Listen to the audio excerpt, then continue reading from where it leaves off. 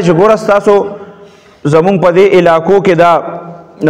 ماشوم ناست دی داسې قسمه خلک دي چې دا حکومت دي ته ویلي دي چې تاسو دا ملک پرېږدئ او تاسو د پاکستان نه لاړ شئ.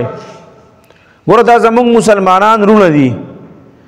او په دې کې بعض خلک داسې دي چې هغه نفرتونه جوړوي. اوس دا چې کوم دي داسې هلکان مونږ سره په مدرسو کې سبقونه وایي او مونږ چرته د دې داسې به چرته دي د سره ثابت کړي ني داسې به چرته دي د استاد د خولې نه اورېدلي هم ني چې یاره ته د پلانکي ملک او ته داسې او ته داسې یې او ته داسې خبرې کړي داسې چې د مونږ یو شان مسلمانان او بیا یو شان پښتانه یو. خو په دې کې یو خبره ده زه کومه چې کوم خلک نفرتونه پیلاوي په افغانستان چې کوم ځان ته جنرل وایي که نه جنرل مبین هغه چې کوم د دې نه لاړ شي نو خپل کسان یې بس هلته ودرولي چې بس داسې یو څو کسان څه لږې ډېرې پیسې وله ورکړي په باډر باندې یا هلته کې هغه به راولي او بس د هغې نه به ویډیوګانې وکړي وایي بچو څنګه چلو بس هغه به لګیا شي چې یاره ما سره په پاکستان کې دومره بد کېدل او په پاکستان کې ما سره دا زیاتې کېدو په پاکستان کې ما سره دا زیاتې کېدو بس دا ټولې خبرې به هغه وکړي صرف د کیمرې مخې ته وکړي که نه او دا جنرل مبین هم د دې وجې کوي چې صرف په دې خلکو کې نفرت جوړ کړي په دې پښتنو کې او په دې مسلمانانو کې د دې په منځ کې نفرت پیلاو کړي. صرف دغه یو کس دوه خو نه دی که نه چې په باډر باندې په زرګونو خلک اوړي نو تا د هغه زرګونو خلکو نه تپوس کړی دی چې د هغې سره څنګه سلوک وشو. مونږ منو چې ټیک د کم دا حکومت چې ورسره کوي یا په باډر باندې اوړي دې کې خراب خلک شته دی هغې رنګ په رنګ څوک د پیسې اخلي څوک ورسره څه قسمه بد چې کېږي هغه ورسره کوي. خو دا کومې هغه چې دا نفرت پیلاوي د دې ویډیوګانو د دې ضرورت نشته دې سره خو نفرت پیلاویږي که نه هلکه ته محبت پیلاو که دا خو نن هلته لاړل چا دلته 40 کاله تېر کړو چا 30 کاله تېر کړو څوک دلته پیدا شوي دي د دې ملک رزق یې خوړلی دی نو اوسه پورې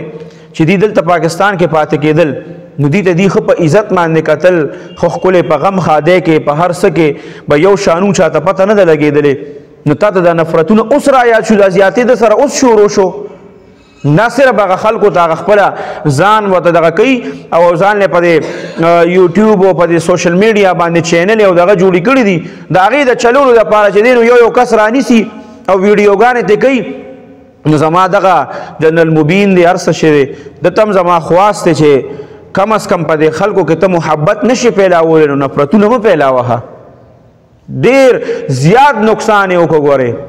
په دې خلکو کې دلته چې کوم لا دلته پاتې دي او کوم هلته واوړېده د دې دا زړونه یو بل ته د بغض نه دومره ډک کړه که نه دومره یې ډک کړه که دلته کې دې سره 40 کاله یا 30 کاله پاکستانیانو کوم ښه کړي دي په هغې ټولو باندې اوبه واوړېدې هغه ول هلته هغه د بغض نه ډک کړه. یا که آینده څوک راځي پاکستان کې د دې کاروبارونه دي د دې پیسې دلته دي د دې بچي دلته دي د دې خاندانونه دلته دي دلته یې رشتې کړي دي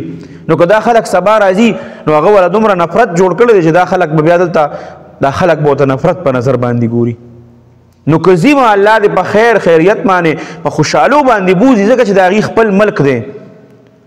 چې ښکلې په طریقه باندې مونږ هم رخصت کو کم دغه خلکو ته هم زما خواست دی